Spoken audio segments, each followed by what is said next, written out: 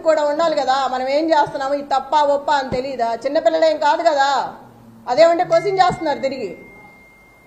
ఆ క్వశ్చన్ చేసే ముందు మనం ఏం చేస్తున్నామో తెలియాలి కదా. మాట్లాడితే సీఏ అంటారు, ఏదేదో మాట్లాడుతున్నారు, నాన్నే భయపెడుతున్నారు వెళ్తుంటే. అంత 30 మంది 50 మంది 100 మంది పెరుగుతానే వస్తున్నారు కానీ తగ్గట్లేదు. 2 నిమిషాల్లో వస్తున్నారు. మరి ఎవరు చెప్తున్నారో నాకు తెలియదు. నేను ఎక్కడికి వెళ్తే అక్కడికి వస్తున్నారు నాతో పాటు, గుంపుగా వచ్చేస్తున్నారు. పోలీసులు కానీ రౌడీలు కానీ ఆ చుట్టూ ఉన్న జనం కానీ. ఎదుగో ఇప్పుడే వచ్చేటప్పుడు చూసా 150 మంది కూర్చున్న టేబుల్స్ నేను గొడవ చేసి వచ్చానని ఒక 6 నుంచి మిగతాయి తీసేశారు. ఇప్పుడు వస్తా చూసాను ఈ కార్లు. ప్రతి చోట ఇలాగే ఉంది. మేము ఇక్కడి నుంచి అవతలకి వెళ్తే ఇక్కడ మొదలు పెడుతున్నారు, మళ్ళీ అటు నుంచి ఇటు వస్తే అటు మొదలు పెడుతున్నారు. ఎన్ని చోట్ల నాపుతాము, ఎంతమందిని నాపుతాం? బిర్యానీలో డబ్బులు పెట్టిన దౌర్భాగ్యం కాంగ్రెస్ పార్టీది. అంత అవసరమే వచ్చింది నీకు? అంత రౌడీజం చేయాల్సిన అవసరమే ఉంది? మొత్తం సిటీలో ఉన్న స్టేట్ మొత్తం రౌడీలు అందరినీ పెట్టుకున్నావు తీసుకొచ్చి. ఎంతమందిని బెదిరిస్తావు?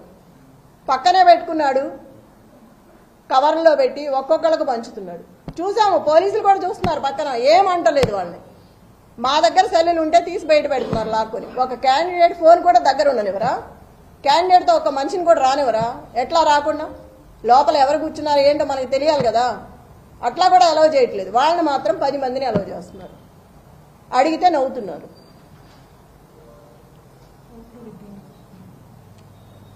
రిగ్గింగ్ చేస్తున్నారు. ఇప్పుడు వచ్చే ఆ మహిళను కూడా కరెంటు బిల్లు తీసుకురమ్మని వెనక్కి పంపించారు. ఎంత అన్యాయం! భయపెట్టి కరెంటు బిల్లు అవసరమా మనకు ఓటేయడానికి? మా అమ్మాయికి తెలియదు, అమాయకురాలు నిజమే అనుకొని వెళ్తుంది కరెంటు బిల్లు తేవటానికి. ఎంత అన్యాయం కదా. ముసలి వాళ్ళని వీళ్ళందరినీ ఇబ్బంది పెట్టి 19,000 ఓట్లు ఉన్నాయి యూసఫ్గూడలో సవేరా ఫంక్షన్లో.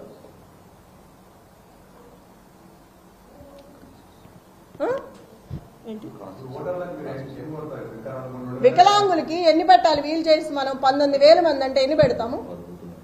10 బూతులు ఉన్నాయి వికలాంగులకి, 2 ఉన్నాయి అక్కడ. ఆ రెండిట్లో ఎంతమంది అని లోపలికి వస్తారు, ఎంతమందిని అని తీసుకొస్తారు? ఓటింగ్ ఎప్పుడే ఎంచుకుంటాము? ఇది ఎంత అన్యాయం చెప్పండి. ఇటు నుంచి ఇటు వస్తే ఇటు వెళ్తున్నారు, అటు నుంచి ఇటు వస్తే అటు వెళ్తున్నారు. ఎంతమందిని ఆపుతాము? ఎంతమంది రౌడీలు, ఎంతమంది గూండాలు అక్కడ? ఫస్ట్ టైం చూస్తున్నాం సిటీలో ఇట్లా.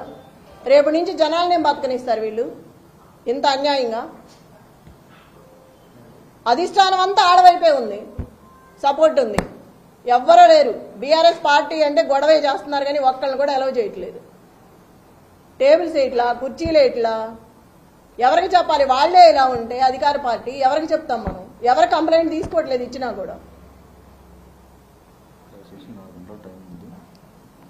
ప్రజలందరికీ ఒకటే మనమే మళ్ళీ చెప్తున్నా నేను, అందరూ బయటకు వచ్చి ఓటు హక్కు వినియోగించుకొని సహకరించండి. ఒక మహిళకి నాకు సపోర్ట్ చేయండి. రౌడీ రాజ్యం అంటే ఇక ముందు కూడా మీరు అన్నీ తెలుసు, నిన్నటి వరకు అన్నీ చెప్పాము. మీరే ఆలోచించుకొని బయటకు వచ్చి ఓటు వేయండి. జరిగేదంతా చూస్తున్నారు మీరు.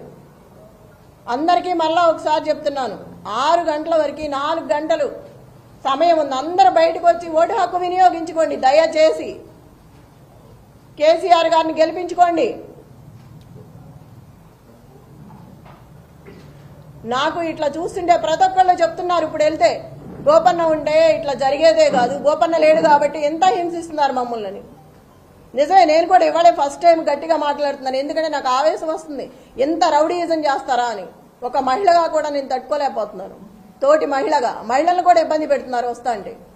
ఓటు వేయకపోతే రేపు మీ సంగతి ఉంటుందని నన్ను బెదిరించాడా? ఆ నల్లగా ఉన్నాడు, ఏం పేరు, నవీన్ యాదవ్ మనిషి, ఆ 150 మందిలో ఉన్నాడు. రేపు చెప్తాను ఈ సంగతి అంటున్నాడు. నన్నే బెదిరిస్తున్నాడు, రేపు చూస్తాను ఈ సంగతి ఏందో అని. ఇంత అరాచకమా? ఏడిస్తే ఏడిసానంటారు, నవ్వితే నవ్వానంటారు. ఏంది పిచ్చి గొడవలన్నీ? బాధ రాదా మనిషి అన్నాక? అడిగితే అడిగామంటున్నారు.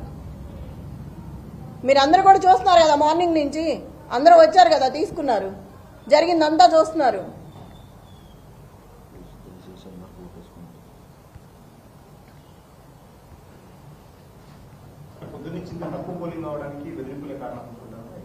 తప్పకుండా ఈ బెదిరింపుల వల్లే జనాలు బయటికి రావట్లేదు. రేపు ఇంటికి వచ్చి ఏం గొడవ చేస్తాడో, మమ్మల్ని బెదిరించి వెళ్ళాడు, ఇప్పుడే రావాలంటే భయంగా ఉంది బయటకు అని చెప్తున్నారు ఒక్కొక్కళ్ళు. నేను అక్కడికి కనపడిన మహిళలందరికీ చెప్తున్నాను భయపడొద్దని. ఎంతమందిని మనం చెప్తాం కదా, ఇంత రౌడీజాన్ని చూసి ఫస్ట్ టైం వాళ్ళు కూడా భయపడుతున్నారు.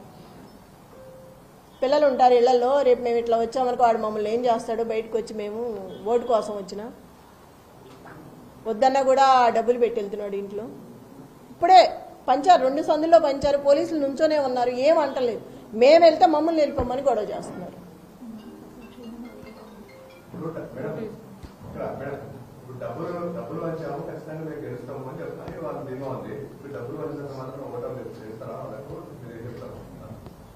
ఓటర్లు చాలా తెలివైన వాళ్ళు ఎటు వేయాలో వాళ్ళకి తెలుసు. కానీ భయపెట్టి బెదిరిస్తున్నారు కాబట్టి వాళ్ళు భయంతో బయటికి రావట్లేదు. ఇక డబ్బుల సమస్య కాదు, బెదిరింపు, గోండాయిజం, రౌడీ రాజ్యం, ఇది దానికి భయపడుతున్నారు జనాలు. ఒక మహిళగా నన్ను బెదిరిస్తున్నారు. ప్రతి ఓటరు దయచేసి బయటకు వచ్చి ఓటు హక్కు వినియోగించుకోండి. ఎవరికి భయపడాల్సిన అవసరం లేదు.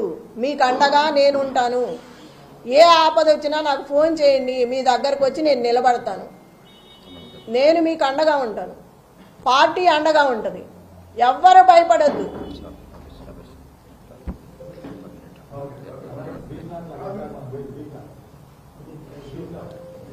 అవి చాలా ఉన్నాయి, చాలా చోట్ల, ఒకటని కాదు. ప్రతి డివిజన్లో వెళ్ళిన చోట ప్రతి బూత్లో ఉంది. ఒక బూత్ అనేం కాదు.